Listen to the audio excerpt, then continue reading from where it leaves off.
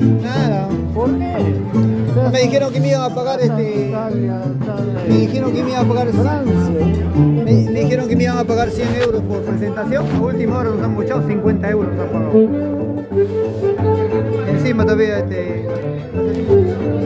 o sea, si son 100 euros son 200 soles, pero no, 400 soles, ¿no? 400 soles, pero.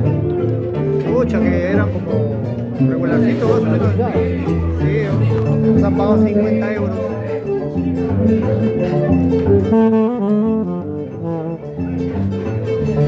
Vamos a comer chanchito ya que.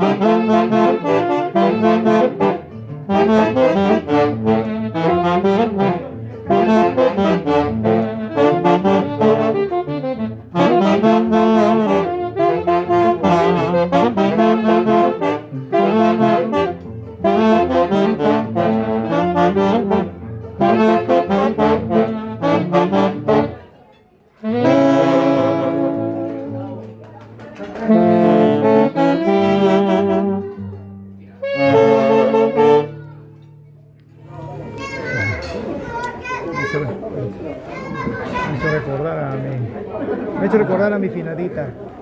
Tengo que ponerme al día con ese bueno, maestro. Tengo que ponerme al día con ese bueno. Son buenitos apurimeños. Andahuaylinos, ¿no? Purimeños son. Mezcladitos, ¿no? Ayacuchano. El otro es negra de la...